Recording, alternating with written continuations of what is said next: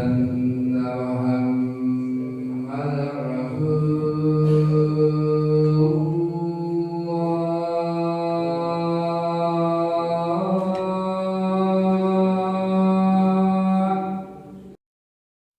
Қадырхан Еркебұлан 22 жылы 5 қаңтарда жазықсыз айыпталып қаңтарға байланысты.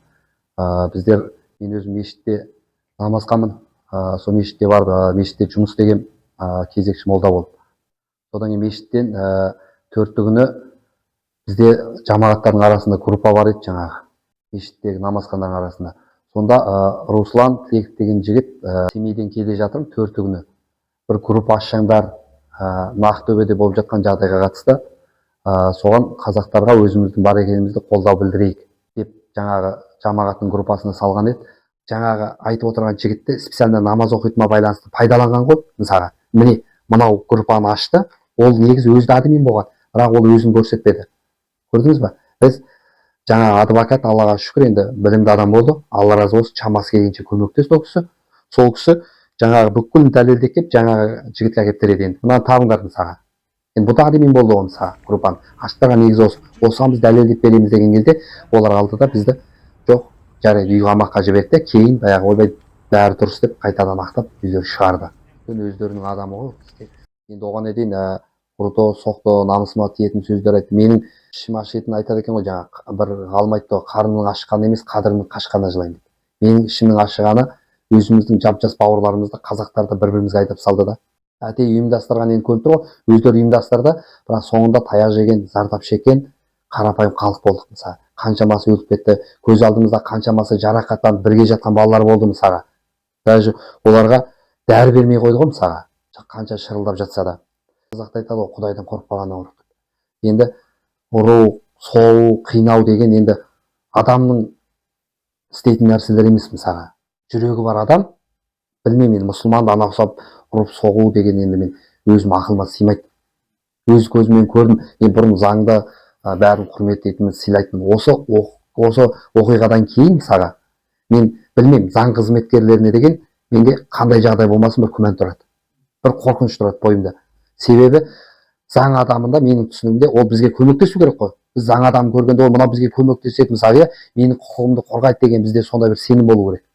Бізде өкінішке орай қазіргі кезде оларға деген бізде өшпенділік, қорқыныш, керісінше сенім деген кетеді оларды. Енді жоқ деп айтпаймын, олардың ішінде бар жақсы адамдар, бірақ өте аз. Бірақ жақсы адамдар өзінің ойын, мақсатына жете алмайды. Олар біліп тұр ақиқатты, бірақ айта алмайды. Жаңа көмектескісі келеді, бірақ көмектесе алмайды. Ондай жігіттер болды, енді Алла разы болсын. Білмеймін, бұны не себепті істеді, не себепті бұндай болды мысалға. Біздің мақсатымыз билікті басып алу, билікке қарсы шығу емес. Біздің мақсатымыз болған халық қымбатшылықты айтып, өз ойымызды Қазақстан азаматы ретінде өз ойымызды жеткізу. Қымбатшылықты, жаңағы кредитте отырғанымызды, жұмыссыздықтың жоқтығын, мысалы тұрақты жұмысым жоқ мысалы мен жаңа. Ал ана сияқты атыс шабыс болып кетеді деп ойлаған жоқпыз. Бірінші бастап атқан ол өздері қарапайым халыққа. Бірінші оқ атқан, бірінші жаңа уланатын газ шашқан, бәрін бастаған өздері. Ендігі мақсатымыз мысалы ары қарай ұрпағымыз не болады мысалы біздің мақсатымыз.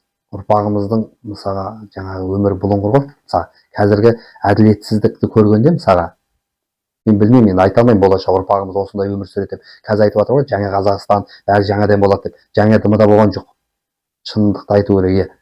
Керісінше сол жемқорлық, парақорлық, қорлық, зорлық көрсету, қарапайым халықты қанау, тонау, жаңа басқа ештеңе көріп тұрған жоқпын.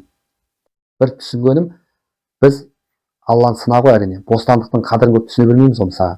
Сондай кезде ағайын туған туыстың айтады ғой, ата-ананың қадірін балалы болсаң білерсің, ағайынның қадірін жалалы болсаң білерсің.